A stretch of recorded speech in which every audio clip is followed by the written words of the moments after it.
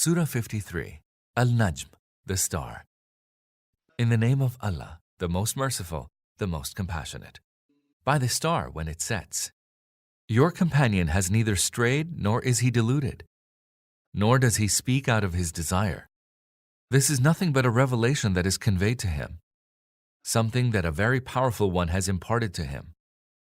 One endowed with immense wisdom, he came forth and stood poised, being on the higher horizon. Then he drew near and hung above suspended, until he was 2 bows' length away or nearer. Then he revealed to Allah's servant whatever he had to reveal. His heart added no untruth to what he saw. Are you then going to contend with him regarding what he sees with his eyes? Indeed, he saw him a second time, by the lote tree at the farthest boundary, near which is the garden of abode. This was when the lote tree was covered with that which covered it. His eye did not waver, nor did it stray. And he certainly saw some of the greatest signs of his Lord. Have you ever thought about Allat and Al-Uzza? And about the third deity, Al-Manat?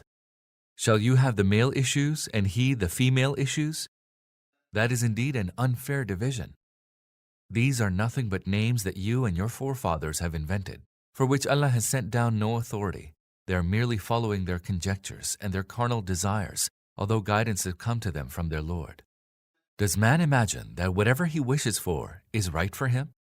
To Allah belong both the next world and the present. Numerous are the angels in the heavens, yet their intercession shall be of no avail, except in regard to those whom He grants the leave of intercession and whose plea He is pleased to accept. Those who do not believe in the hereafter give angels the names of females, although they have no knowledge regarding that. They only follow their conjecture, and conjecture can never take the place of truth.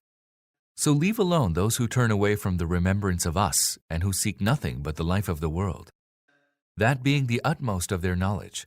Surely your Lord fully knows those who have strayed away from His path, and He also fully knows those who are rightly guided. To Allah alone belongs whatever is in the heavens and whatever is in the earth. He will requite the evildoers for their deeds, and bestow a goodly reward on those who have done good, on those who avoid grave sins and shameful deeds, even if they may sometimes stumble into lesser offenses. Surely your Lord is abounding in His forgiveness. Very well is He aware of you, since He produced you from the earth, and while you were still in your mother's womb, and not yet born. So do not boastfully claim yourselves to be purified. He fully knows those that are truly God-fearing.